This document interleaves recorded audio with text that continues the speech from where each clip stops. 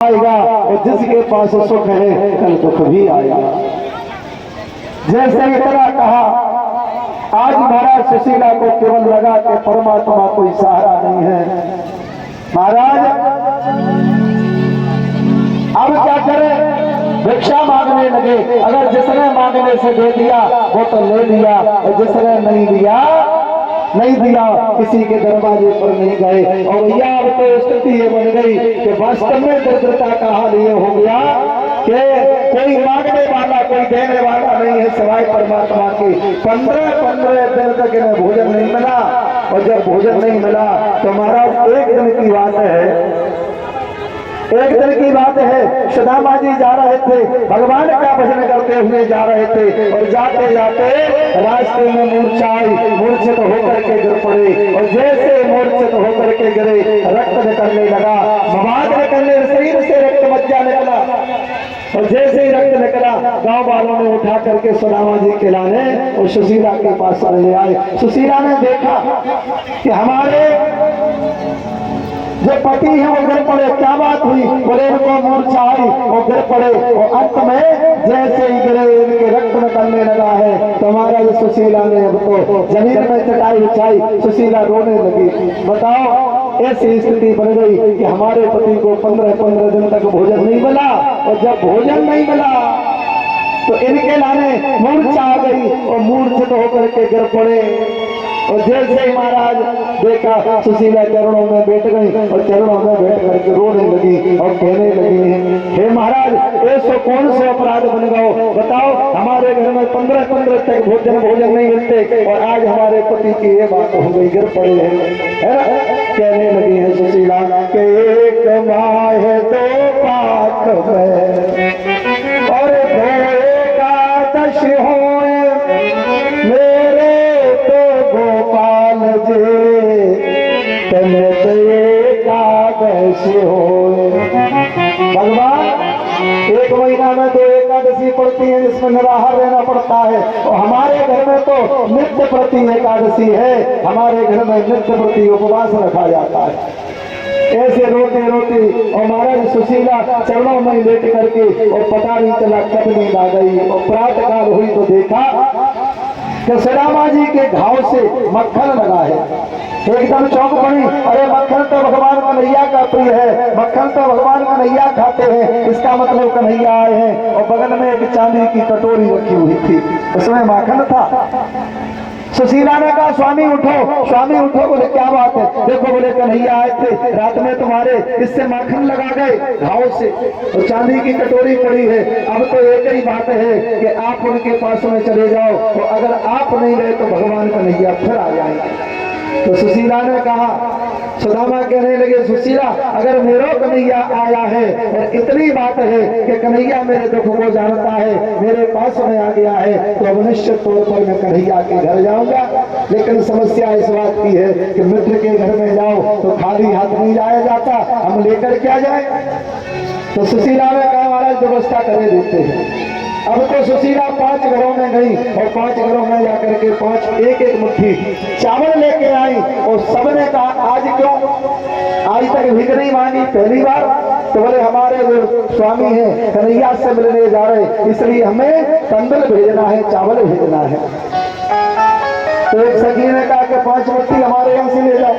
तो सुशीला ने कहा कि नहीं, 5 मुट्ठी चावल 5 घरों से। सुशीला जानती है एक घर का चावल एक जैसा दिखाई देगा, और 5 घर के चावल 5 टुकड़ों में रहेंगे तो वो धारा बन जाएंगे, तो समझ जाएंगे कि इनके घर में दर्द होता है।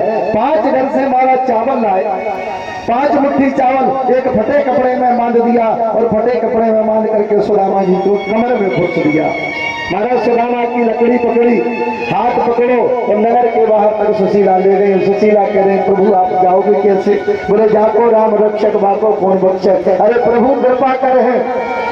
बड़ी मुश्किल से सुशीला लौटी, महाराज सुशीला के लाने वापस कर दिया। और जब सुशीला वापस आ गई, सुशीला लौट के आ गई, भगवान कन्हैया ने एक ग्वाल का रूप बनाओ, और ग्वाल का रूप बना करके सीधे कन्हैया सुदामा के पास आ गए। और सुदामा से जैसे ही पूछा बाबा आपको जाना कहाँ है? बोले बेटा मुझे द्वारका जाना है। द्वारका जाओगे? बोले हाँ। अरे बोले द्वारका का तो नहीं हूँ, मेरे साथ चलो। बोले बेटा तुम द्वारका के हो? बोले हाँ। तो फिर बोले मुझे नहीं चलो। सुदामा जी की लकड़ी कन्हैया ने लाठी पकड़ रही तो आगे आगे लेकर चलने लगे। कन्हैया ने योग माया को बुलाओ। वो योग माया से कहा कि योग माया, ये मेरा मित्र है बचपन का, इस मित्र को कोई परेशानी ना हो पाए ऐसी व्यवस्था करो। तो भैया पतो नहीं चलो, सीधे जाकर के और द्वारका में खड़े कर दिए हैं। बोले बाबा ये द्वारका आ चुका है। बोले बेटा द्वारका आ गया? बोले हाँ। इतनी जल्दी? बोले हाँ। अरे मैं तो ये जानता था कि द्वारका तो काफी दूर है, ये तो बिल्कुल नजदीक निकला। और जैसे ही भैया इतना कहा, अंत में सुदामा ने पूछा कि बेटा कन्हैया के घर जाना है, रास्ता? बोले सीधे चले जाओ। रास्ता बता दिया है। जैसे ही रास्ता बताओ, अब सुदामा जी रास्ता में जा रहे, वो पूछ रहे हैं कि हमें कन्हैया के घर जाना है, हमें कन्हैया का कोई घर बता दो। जाकर के सुदामा आपको सब लोगों से पूछने लगे, कहने लगे सुदामा जी तो कोई घनश्याम से कह दो तुम्हारा यार आया है, तुम्हारा यार आया है। घनश्याम से दो तुम्हारा यार आया है, तुम्हारा यार आया है। कोई घनश्याम से कह दो तुम्हारा यार आया है, तुम्हारा यार आया है। कोई घनश्याम से कह दो तुम्हारा यार आया है, तुम्हारा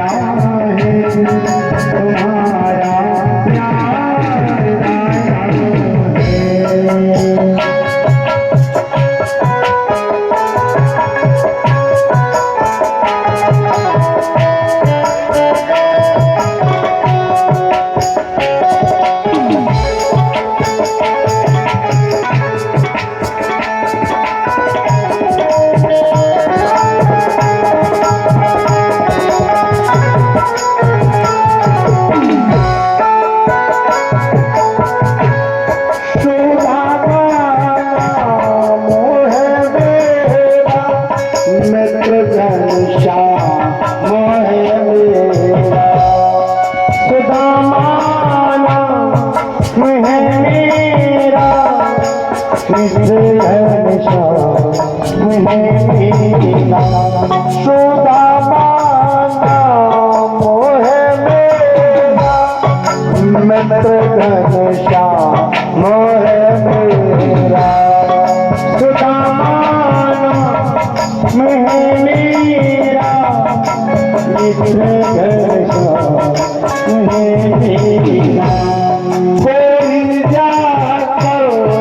आया है।